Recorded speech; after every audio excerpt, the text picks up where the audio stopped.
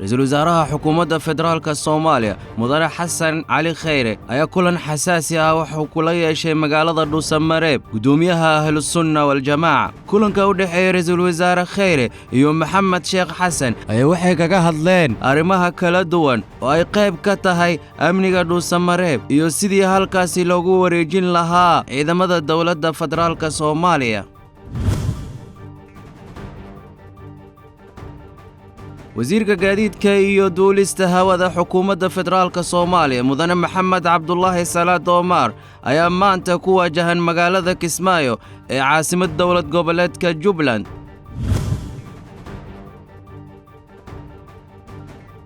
magaalada Beledweyne ee xarunta gobolka Hiiraan ayaa waxaa gaaray wafdi ka socda dawlad goboleedka Hirshabelle ayadoo halkaasi si weyn loogu soo dhaweeyay wafdiga ayaa waxaa hogaaminaya wasiirka dib u heshiisiinta Hirshabelle Injineer Cabdikariim Cali Nuur waxaana qayb ka ahaa gudoomiyaha gobolka Shabeellaha Dhexe Axmed Meyre gudoomiyaha degmada Warshiiq iyo xubno ka socday dawladda federaalka Soomaaliya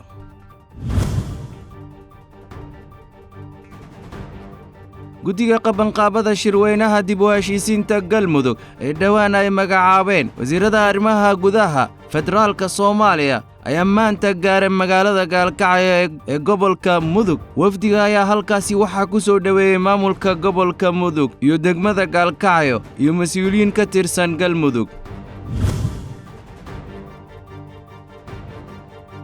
madaxweynaha dawlad goboleedka Hirshabelle Dr. Maxamed Cabdi Waare ayaa maanta madaxtooyada Jowhar ku qaabilay wafdi uu hogaaminayay safiirka dawladda Qatar ee Soomaaliya oo maanta halkaasi gaaray ayagoo ka wada hadlaya arrimaha kala duwan oo la xiriira fulinta mashaariicda dawladda Qatar ay ka fulinayso Hirshabelle sida dhismaha wadada xiriirisa Muqdisho iyo Jowhar oo maalmahan nagu soo aadan laga bilaabi doono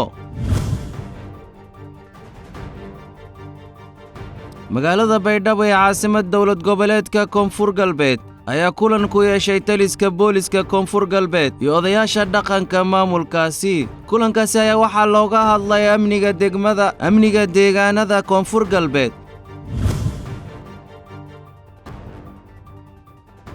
waxaa caawa isbitaalka Digfeer ee ku yaala magaalada Muqdisho ku geeriyooday agaasimaha xafiiska xoghayaha guud ee gobolka Banaadir Maxamed Cabdullaahi Caaqil oo ahaa agaasimaha xafiiska xoghayaha guud ee gobolka ayaa ku dhaawacmay qaraxii ka dhacay xarunta maamulka gobolka Banaadir kaasi oo sababay khasaaro iskugu jira dhimasho iyo dhaawac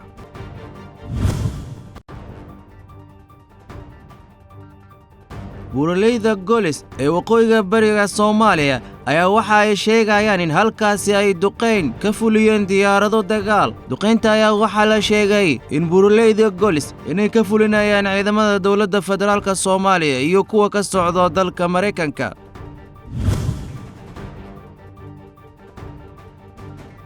laba dhul gariir ayaa la sheegay inuu ka dhacay qaybo ka mid ah jasiiradda ku yaala waqooyiga Filibiin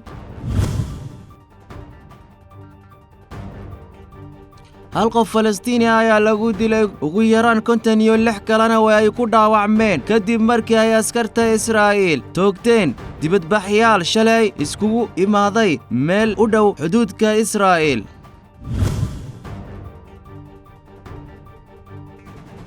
hay'adda sirdoonka ee dalka Ukraine waxay maanta sheegtay inay gacanta ku dhigeen markab oo ku lug lahaa iska horimaadka sanadkii hore ee ka dhacay gacanka Kerch oo ay Russia ku qabsatay 3 markab oo ay lahayd dalka Ukraine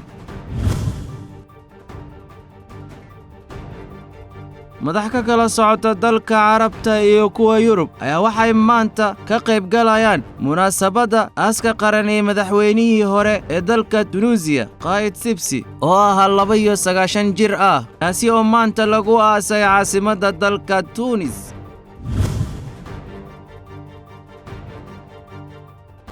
kooxaha ka kala socda sirdoonka labada wadan Uganda iyo Lubnaan ayaa waxay bishan July ay howlgal wadajir ah ka fuliyeen kuna qabteen muwaadiniin u dhashay dalka Lubnaan oo ka soo degtay garoonka diyaaradda ee caalamiga ee Entebbe ee dalka Uganda